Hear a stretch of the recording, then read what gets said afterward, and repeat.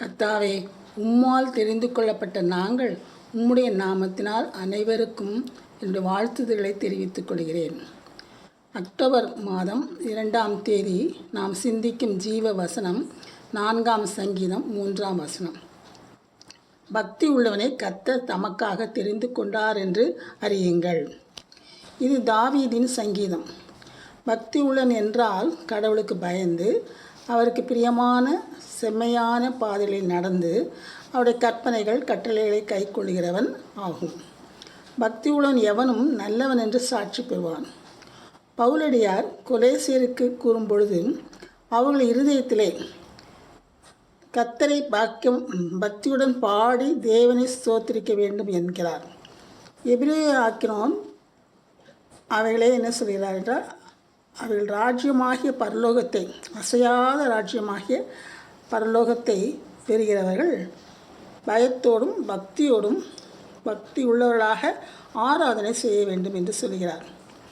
அப்போஸ்தலனாகிய யாக்கோபு திக்கற்ற பிள்ளைகளும் விதவைகளும் படுகிற உபத்திரத்திலே அவர்களை விசாரிக்கிறதும் உலகத்தால் கரைப்படாதபடிக்கு தன்னை காத்து கொள்வதிலுமே பிதாவாகிய தேவனுக்கு முன்பாக மாசில்லாத சுத்தமான பக்தியாக இருக்கிறது என்று கூறியிருக்கிறார்.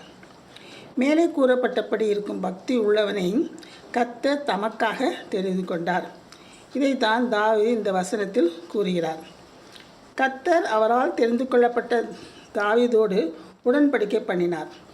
தாவீதை இஸ்ரவேல் ராஜாவாக தெரிந்து கொண்டார். இஸ்ரவேலரை தமக்கு சொந்த ஜனமாக தெரிந்து கொண்டார். உபத்திரத்தின் குகையிலே அவர்களை தெரிந்து கொண்டார். அவர்கள் கம்பீர சத்தத்தோடு அங்கிருந்து எகிப்திலிருந்து புறப்பட்டு போனார்கள். எருசலேம் பட்டணத்தை தெரிந்து கொண்டார். யூதாவை தெரிந்து கொண்டார். அதே போல் நம் யோவான் எழுதின சுவிசேஷத்தில், நீங்கள் என்னை தெரிந்து கொள்ளவில்லை, நான் உங்களை தெரிந்து கொண்டேன் என்று இயேசுவானவரை ஆணித்தரமாக சொல்லுகிறார். ஆகவே தான் தாவீது பக்தி உள்ளவன் கர்த்தர் தமக்காக தெரிந்து கொண்டார் என்று அறிகிறோம் என்று இந்த வசனத்தில் கூறுகிறார். ஜெபம். அன்புள்ள கர்த்தாவே, உமக்காக தெரிந்து கொள்ளப்பட்ட பக்தி உள்ளவர்களாக இருக்க எங்களுக்கு உதவி செய்யும் சுவாமி. கிருபை தாரும் கர்த்தாவே. நாங்கள் எங்கள் வாழ்க்கையை உமக்கு பிரியமுள்ள பக்தி உள்ள வாழ்க்கையாக வாழ நடத்த எங்களுக்கு நீர் உதவி செய்ய வேண்டும் என்று கேட்டுக்கொள்கிறோம் சுவாமி. உமைக்கே துதியும் கனமும் மகிமையும் உண்டாவதாக. ஆமேன்.